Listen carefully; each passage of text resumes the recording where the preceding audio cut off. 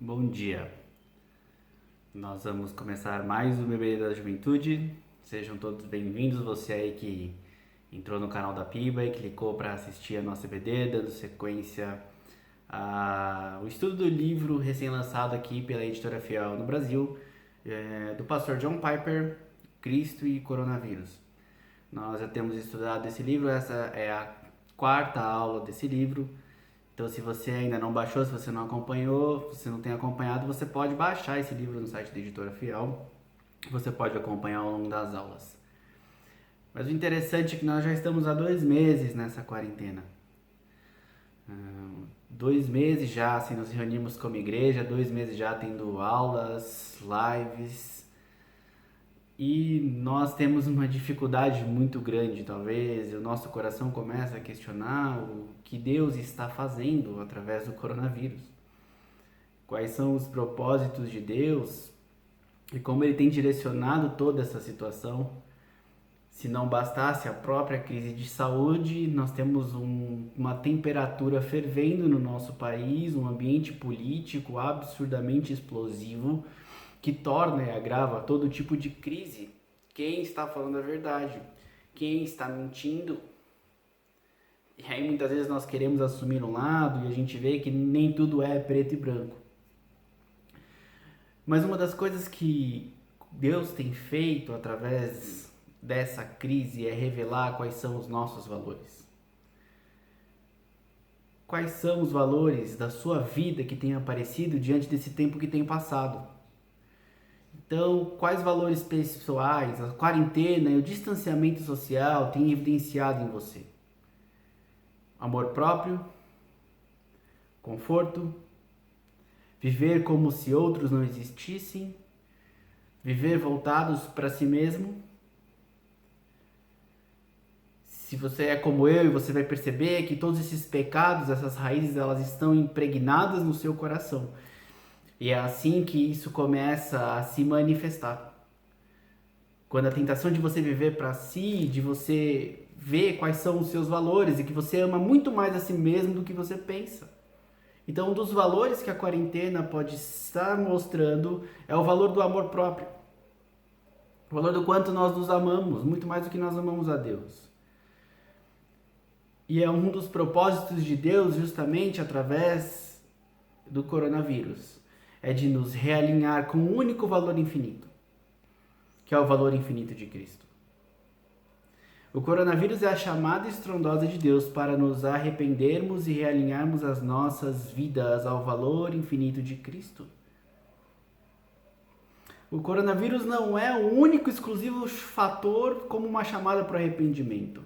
Todos os desastres naturais, inundações, fomes, gafanhotos, vespa assassina, tsunamis, doenças são convocações dolorosas e misericordiosas de Deus para nos arrependermos, para voltarmos o nosso olhar e voltarmos as nossas vidas para aquilo que realmente importa.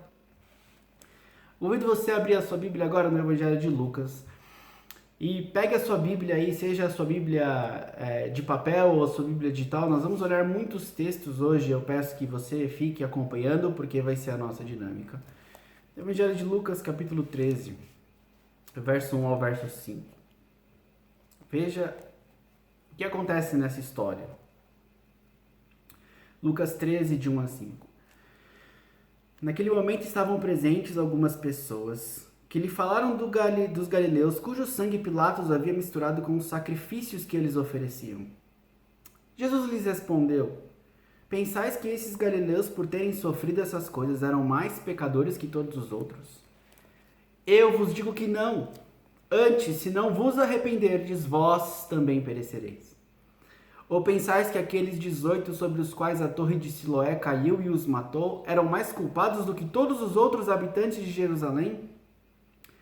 Eu vos digo que não. Antes, se não vos arrependerdes, vós todos também perecereis. Pilatos havia executado adoradores no templo. A torre de Siloé desabou acidentalmente e matou 18 pessoas. Um desastre foi fruto da maldade humana, o desastre de Pilatos.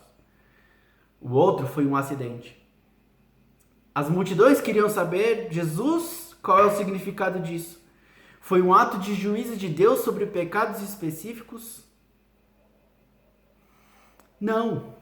Um significado que se relaciona com todos. A verdade que Jesus quer mostrar aqui é que não, que aqueles que foram mortos por Pilatos e aqueles que foram esmagados pela torre não foram piores pecadores do que vocês. A quem ele se dirigia, aqueles que estavam presentes conversando com ele, e é que ele se dirige a nós. Porque o propósito daqueles que estavam perguntando, eles não estavam perguntando a respeito do pecado dele. Jesus, o que você diz a respeito do meu pecado? Mas eles estavam curiosos a respeito dessas tragédias, querendo saber o que esses desastres significavam e qual era o pecado dessas vítimas. Essa era a curiosidade deles. Eles não estavam preocupados em olhar e ter uma resposta sincera, em que Jesus abrisse e mostrasse tudo que estava no coração deles. Mas eles queriam, naquele espírito, apontar o pecado dos outros e saber exatamente o que estava acontecendo. Por que esses desastres aconteceram? E tanto no verso 3 quanto no verso 5, Jesus é enfático. Se não vos arrependerdes, todos vós perecereis. Eu vos digo que não, antes, se não vos arrependerdes, todos vós também perecereis. A mensagem é: arrependa-se ou pereça. Ele diz isso 2 vezes. O que Jesus estava fazendo então, por meio dessa história e por meio das respostas que ele dava às perguntas da multidão, era redirecionando o espanto das pessoas. Porque a multidão ficou surpresa como algumas pessoas foram mortas tão cruelmente e esmagadas tão desproporcionalmente. A verdade é que Jesus diz: o que deve surpreender é que não foram vocês os que foram esmagados e assassinados. Porque se vocês não se arrependerem, encontrarão um juízo similar. O que deveria surpreender a multidão e o que deve nos surpreender nesse momento é se, pela graça de Deus, nós ainda não estamos numa cama de UTI com falta de ar. E não é porque pessoas estão passando por isso que são mais pecadoras ou não do que nós. Porque a mensagem de Deus em todos os desastres é uma só. Somos pecadores destinados à destruição. Há algo errado com a criação. Há algo errado com a humanidade, há algo errado no nosso mundo. Desastres são uma convocação graciosa de Deus para nos arrependermos e sermos salvos enquanto há tempo. É um grito de Deus para a humanidade. Jesus trocou o foco dos mortos para os vivos, e essencialmente disse, não vamos falar sobre os mortos. Vamos conversar sobre você. Isso é mais urgente. O seu maior problema não é o pecado daqueles que estavam embaixo da torre de Siloé quando ela desabou. O seu maior problema não é o pecado daqueles que Pilatos matou e assassinou. O seu pior problema, o meu pior problema, é o meu próprio pecado. É o seu próprio pecado. Mas o que significa então arrependimento? O que é arrepender-se? A palavra no Novo Testamento significa uma mudança de coração e mente. Não é uma mudança superficial de opinião, mas uma transformação para que percebamos e valorizamos a Deus e a Jesus por quem realmente são, e uma desvalorização do nosso pecado. Jesus descreve isso em Mateus 22:37, acompanhem comigo. Jesus nos dá, respondendo à pergunta, qual é o maior mandamento na lei? Ele diz: amarás o Senhor teu Deus de todo o teu coração, de toda a tua alma e de todo o teu entendimento. Arrependimento é uma sincera tristeza por causa do pecado. É renunciá-lo e comprometer-se sinceramente a abandoná-lo e prosseguir obedecendo a Cristo. 3 palavras para você entender o que implica o processo de arrependimento. Primeiro, conhecimento de que o pecado é errado. De que o pecado é transgredir, é errar o alvo, é quebrar a lei de Deus. Você precisa conhecer aquilo que é pecado. Conhecimento de que o pecado é uma ofensa a Deus. A segunda palavra, depois de conhecimento, é uma convicção. que você pode colocar aí uma afirmação, uma aprovação, uma tristeza por causa do pecado e uma aversão ao pecado. Então você primeiro entende que o pecado é errado e depois há uma tristeza por causa desse pecado e uma aversão a ele. E por fim, uma renúncia, uma decisão pessoal, uma renúncia ao pecado e uma decisão resoluta de abandoná-lo, de levar uma vida de obediência a Cristo. Esse é o arrependimento que é envolvido no processo de conversão, que é arrepender-se do seu pecado e voltar-se em fé na obra de Cristo. São dois lados da mesma moeda. Mas isso é algo que não acontece só no momento da nossa conversão. O arrependimento é algo constante que nós levaremos ao longo de toda a vida cristã. O arrependimento é uma marca de todo cristão que luta contra o pecado. E por que então Jesus ele nos ameaçaria com a morte quando ele estava falando nesse texto de Lucas? A razão pela qual Jesus disse que todos nós iremos também perecer, se não nos arrependermos, é que trocamos o tesouro que é Deus por coisas menores que amamos mais. Olhe Romanos capítulo 1.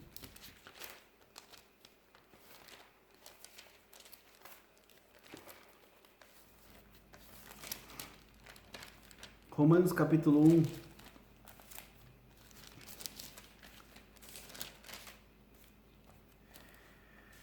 Dizendo-se, versos 22 e verso 23.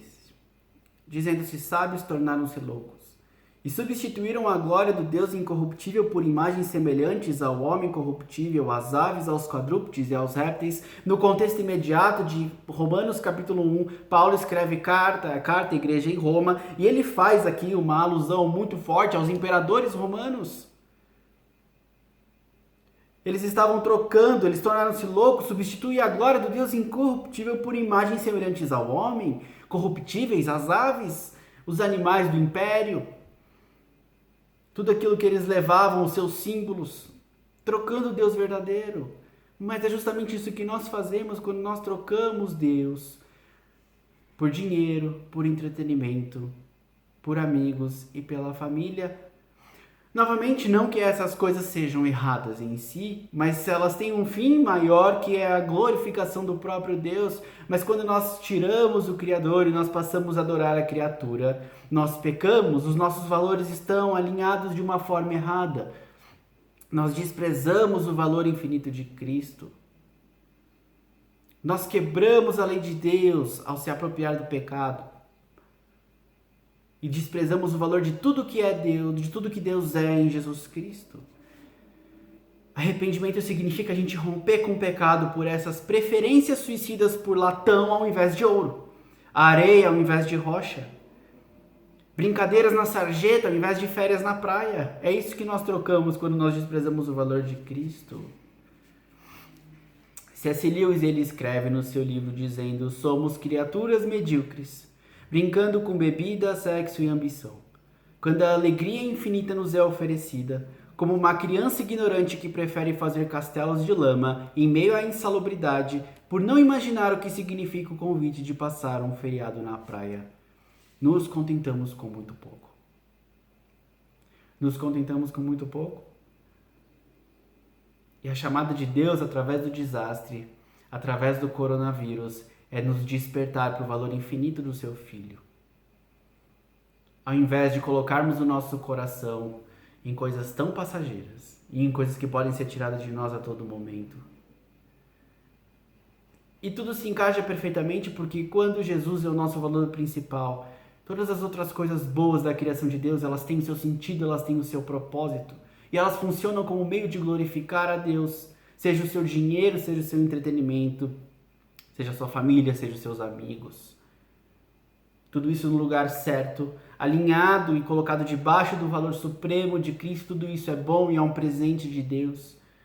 Mas a verdade é que nós desprezamos Deus para colocar toda a nossa esperança nesses valores que são passageiros e podem ser tirados de nós a todo momento. O que Deus está fazendo através do coronavírus e de todo e qualquer outro desastre é nos mostrar graficamente, como uma ilustração, como um drama, uma dramatização, como um teatro, que nada nesse mundo oferece a segurança e a satisfação que encontramos na grandeza e na dignidade infinita de Jesus. Essa pandemia global toma a nossa liberdade de locomoção, tira as nossas atividades comerciais, o nosso emprego, as nossas relações face a face, tira a nossa segurança, tira o nosso conforto e, em última instância, pode tirar a nossa vida. A razão pela qual Deus nos expõe a tais perdas é nos instigar a confiar em Cristo. A razão pela qual Ele fez da calamidade a ocasião para oferecer Cristo ao mundo é que a grandeza suprema e totalmente gratificante de Cristo brilha mais intensamente quando Cristo sustenta a alegria no sofrimento.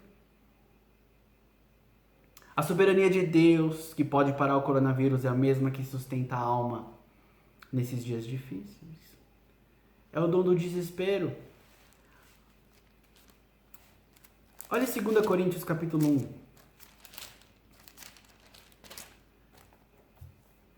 Verso 8 e 9. 2 Coríntios 1, 8 e 9. Irmãos, não queremos que ignoreis a tribulação pela qual passamos na Ásia, porque foi muito acima das nossas forças, de tal modo que chegamos a desesperar da própria vida. Na verdade, tínhamos sobre nós a sentença de morte para que nós não confiássemos em nós mesmos, mas em Deus, que ressuscita os mortos. Paulo vê essa experiência e esse desespero que eles passaram na Ásia, que tem um propósito. E o propósito aqui relatado é para que nós não confiássemos em nós mesmos. Essa é a mensagem de Deus através do coronavírus. Pare de confiar em si mesmo. Volte-se para Deus. Você não pode conter a morte, você não pode evitá-la, mas Deus pode ressuscitar os mortos. Deus é o fundamento, o padrão objetivo de todas as nossas ações. Como Paulo disse em 1 Coríntios 15, 10, trabalhei muito mais do que todos eles, todavia não eu, mas a graça de Deus comigo. Deus é o fundamento. Nossas vidas dependem dele mais do que a da respiração. Nós não entendemos essa dimensão, nós somos ingratos, nós murmuramos por tudo. Deus aguenta misericordiosamente o nosso mau humor, a nossa reclamação, a nossa cara feia, a nossa ingratidão pelas coisas que ele nos dá. Mas nós não entendemos que a nossa vida depende mais dele do que a nossa própria respiração. É ele quem sustenta esse universo, que faz com que não haja desalinhamentos e que não permite que asteroides colidam com a Terra. É ele quem sustenta esse sistema, é ele quem criou. Deus às vezes tira o nosso fôlego para nos trazer de volta para ele. Agora, ainda em 2 Coríntios, vá para o capítulo 12.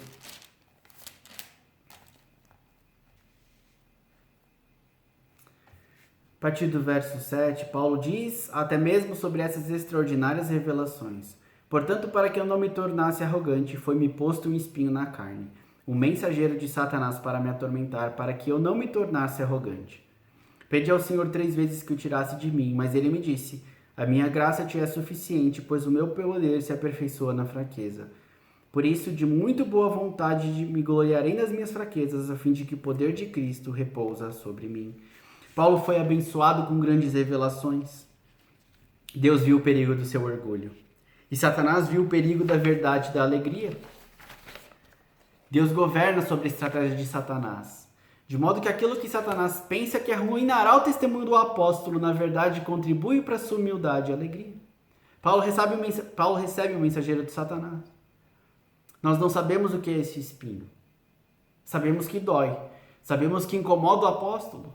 Ele pede, roga 3 vezes ao Senhor que o tire. Mas ele não o faz.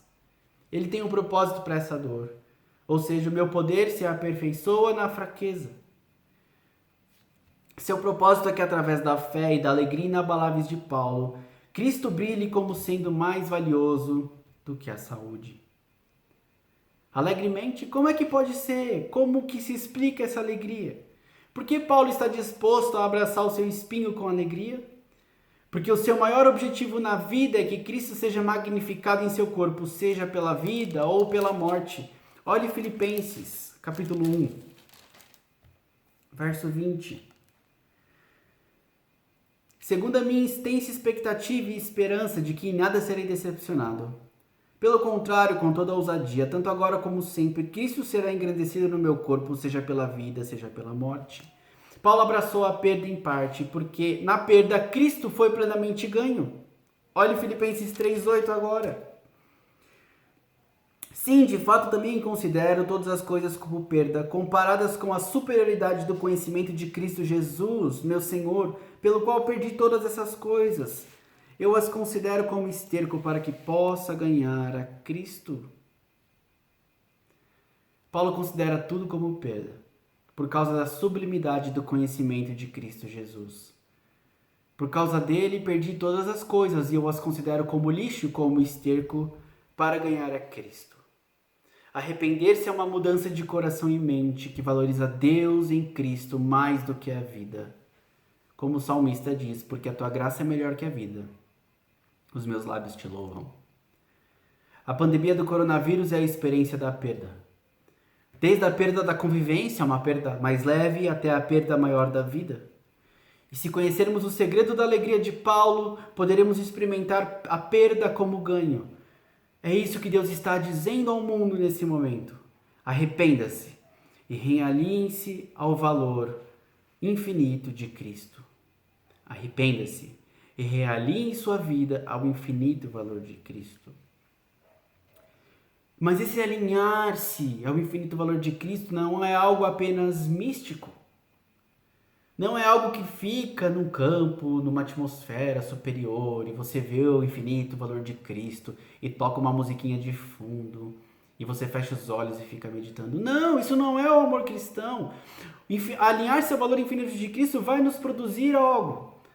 Uma outra coisa que Deus faz, algo que Deus está chamando o mundo, é que Deus está criando boas obras em meio ao perigo, em meio ao caos. Alinhar-se ao valor infinito de Cristo nos direciona para aquilo pelo qual Deus nos chama, que são as boas obras. Que são as boas obras. O coronavírus é uma convocação de Deus ao seu povo para superar a autocomiseração. Ai, tadinho de mim, que dó. Poxa vida, os meus planos foram frustrados. Superar o medo, com a alegria corajosa de fazer boas obras do amor de Deus que glorifiquem a Ele. Jesus ensinou aos seus seguidores em Mateus 5,16, ser sal da terra e luz do mundo. O testemunho é mais salgado e mais brilhante quando boas obras são feitas em meio ao sofrimento. Ações de amor no contexto do perigo, sejam doenças ou perseguições, apontam mais claramente para o fato de que essas ações são sustentadas pela esperança de Deus. Porque fazer ações quando está tudo bem é muito fácil, qualquer um pode fazer. A esperança em Deus, além da morte, sustenta e fortalece as nossas boas obras, que não têm perspectiva de recompensa nessa vida. Olhe como o apóstolo Pedro aplicou os ensinos de Jesus. Vá para 1 Pedro, capítulo 2, verso 12. Seja correto o vosso procedimento entre os gentios, para que naquilo de que ele fala mal de vós, como se vocês fossem praticantes do mal, ao observarem as vossas boas obras, glorifiquem a Deus no dia da visitação, ao observarem as vossas boas obras, eles glorifiquem a Deus. Olha agora o verso 24 do mesmo capítulo. Ele mesmo levou nossos pecados em seu corpo sobre o madeiro, para que, mortos para os pecados, pudéssemos viver para a justiça. Pelas suas feridas nós somos sarados. Cristãos matam o pecado e vivem para a justiça. É isso, fruto do arrependimento, uma vida voltada para a justiça. Agora, ainda mais, quer ver como o apóstolo Paulo aplicou os ensinos de Jesus? Olhe Tito 2,14. Que entregou a si mesmo por nós para nos remir de toda maldade e purificar para si um povo todo seu, consagrado às boas obras. Poderíamos olhar outros versículos aqui também, mostrando como o amor de Cristo nos leva às boas obras. Um dos propósitos de Deus é que o seu povo mate a autopiedade e o medo e se dedique às boas obras na presença do perigo. Cristãos se inclinam para a necessidade e não para o conforto, em direção ao amor e não à segurança. Você tem se importado com as pessoas? Você tem procurado descobrir quais são as necessidades delas, o que elas estão precisando? Seja de uma necessidade física, como um alimento, como roupa.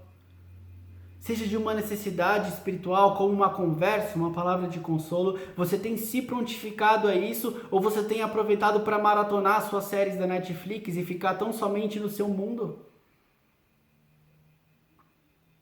Para assistir apenas aquilo que você quer, ficar vendo lives, se enfiar no seu mundo. Cuidado, a tentação é muito grande, ela é sutil. A tentação é grande. Esse distanciamento revela os nossos valores. Você quer ver como isso aconteceu na igreja primitiva? Rodney Stark é um sociólogo e ele escreveu 2 livros. O primeiro nós temos publicado no Brasil, a editora Não Faz Mais, que se chama O Crescimento do Cristianismo. É uma análise sociológica, não é um livro teológico. E o outro livro, que não tem traduzido para o português, que é O Triunfo do Cristianismo. E o Rodney Stark, ele salienta que nos primeiros séculos, o princípio verdadeiramente revolucionário da igreja era que o amor e a caridade cristã deveriam se estender além da família da fé, para todos os necessitados.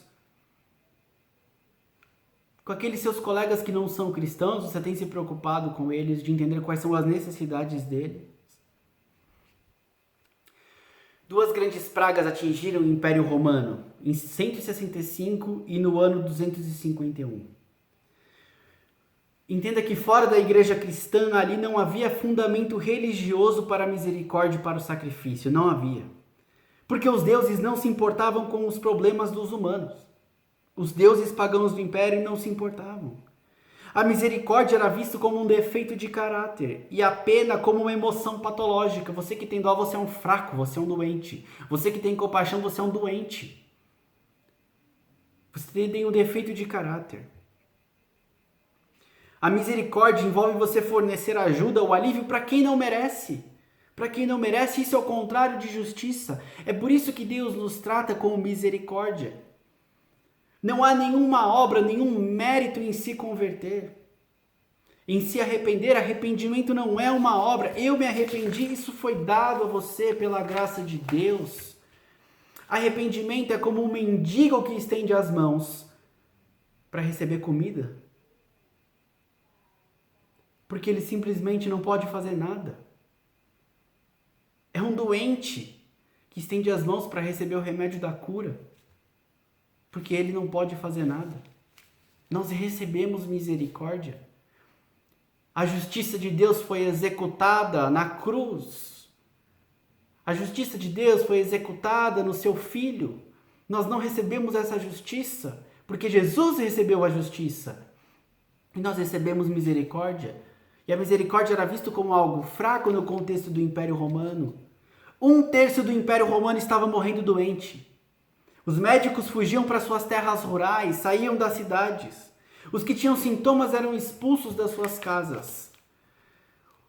Os cristãos alegaram ter as respostas e, acima de tudo, tomaram as ações apropriadas. Quais eram as respostas? A primeira era o Evangelho. As respostas incluíam o perdão dos pecados por meio de Cristo e a esperança da vida eterna além da morte.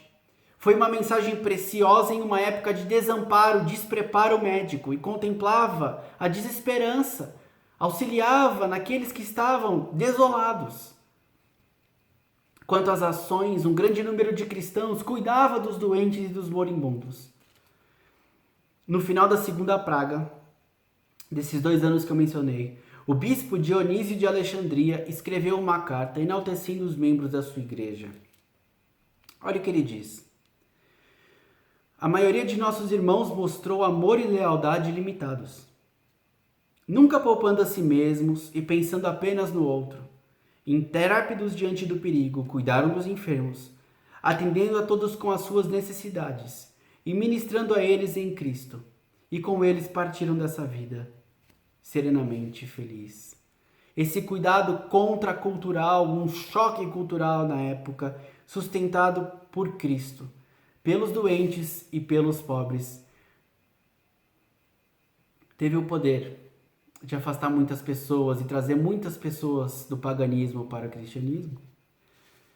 2 séculos depois, quando o imperador romano Juliano, que governou, ele foi imperador de Roma do ano 332 ao ano 363, ele quis dar uma nova vida à religião romana.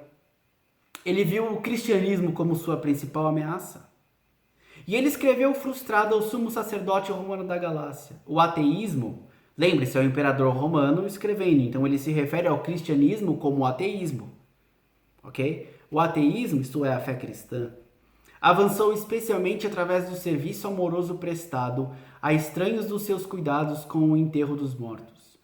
É um escândalo que não haja um único judeu que seja mendigo, que os galileus ateus, isto é, os cristãos, cuidem não apenas dos seus pobres, mas também dos nossos, enquanto aqueles que nos pertencem procuram e vão à ajuda que nós deveríamos lhes prestar. Os cristãos, além de ajudarem os seus, eles ajudam os nossos, porque nós não fazemos nada nem pelos nossos. Essa era a realidade do Império Romano. Os cristãos dessa igreja, os cristãos do Império Romano entendiam o princípio de Atos e eles repartiam tudo entre si. Não está falando nada de nenhum tipo de comunismo, nenhum tipo do Estado tomando ação, muito pelo contrário. O Estado aqui era ineficiente, mas os cristãos supriam as necessidades uns dos outros com os seus próprios bens e com as suas ajudas. Se tem alguém hoje passando fome na Igreja de Cristo, isso é uma vergonha para os cristãos. Se tem alguém passando necessidades na Igreja de Cristo, em qualquer lugar, isso é uma vergonha para os cristãos. Não entenderam aquilo para que eles foram chamados. De sustentar e se preocupar e fazer boas obras.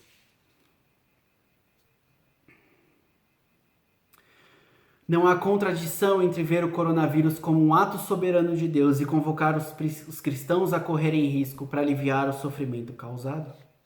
Porque o próprio Deus veio ao mundo em Jesus Cristo para resgatar as pessoas do seu próprio julgamento. As boas obras do povo de Deus incluirão oração pela cura dos enfermos e para que Deus retenha a sua mão e reverta a pandemia, providenciando cura. Sem dúvida, nós oramos, clamamos por isso. Para que Deus abrevie esse tempo de sofrimento, para que Ele cure os enfermos, para que Ele retenha a sua mão, para que Ele reverta a pandemia, para que seja anunciado um anticorpo, uma vacina que possa trazer cura e alívio definitivo às pessoas, para que as nossas liberdades sejam restauradas, para que nós possamos nos reunir novamente, para que possamos celebrar a ceia juntos. Nós oramos por tudo isso. Nós oramos pelo coronavírus e trabalhamos para aliviar o seu sofrimento, da mesma maneira que Abraham Lincoln orou pelo fim da guerra civil nos Estados Unidos e trabalhou para acabar com ela, mesmo que nós somos chamados a fazer. Sinceramente, esperamos fervorosamente e oramos que o poderoso flagelo desta guerra passe rapidamente. Contudo, se Deus quiser que continue até que todas as riquezas acumuladas pelos 2050 anos de trabalho escravo não remunerado afundem e até que cada gota de sangue arrancado pelo açoite seja pago por outra arrancada pela espada, como foi dito 3.000 anos atrás. Ainda assim deve ser dito, os juízos do Senhor são verdadeiros e todos igualmente justos. Frase de Abraham Lincoln no meio da Guerra Civil dos Estados Unidos. Deus tem sua obra a fazer. Muito disso está em secreto. Nós temos a nossa. Aquilo que Ele nos chama para fazer em meio à sua obra. Se confiarmos nele e obedecermos a sua palavra, Ele fará com que a sua soberania e o nosso serviço cumpram os seus sábios e bons propósitos. Quais têm sido os seus valores nessa quarentena? O que tem sido evidenciado pelo distanciamento social? Realinhe-se ao valor infinito de Cristo. Arrependa-se enquanto é tempo, pregue esse arrependimento e que esse arrependimento se manifeste em boas obras na minha, na sua vida, em toda a Igreja de Cristo. Vamos orar a Deus e clamar para que Ele faça isso através de nós. Muito obrigado, Senhor, porque somos lembrados por meio desse livro que o John Piper escreveu e tem sido uma bênção para toda a Igreja. Obrigado porque somos lembrados do valor infinito de Cristo. e que precisamos nos arrepender diariamente dos nossos pecados. E que se não nos arrependermos, nós pereceremos. Deus nos perdoa porque às vezes é uma vergonha ver os nossos valores e o nosso coração. Ver para aquilo que nós vivemos, aquilo que é importante para nós e desprezamos o valor infinito de Cristo. Nos traga arrependimento e que esse arrependimento resulte em boas obras, em amor demonstrado, em uma diferença que a Igreja de Cristo faz, que Estado nenhum pode fazer. Que nos preocupemos com as necessidades dos outros. Que em nós não haja ninguém passando fome. Que não nos preocupemos só com os nossos, mas também com aqueles que não te conhecem, para que o Evangelho também seja evidenciado nas nossas vidas e seja pregado com as palavras. E que eles vejam a luz e o sal no teu povo, para que conheçam o Evangelho e também se arrependam. Derrama a graça sobre nós e abrevia esse tempo. Em nome de Jesus, amém.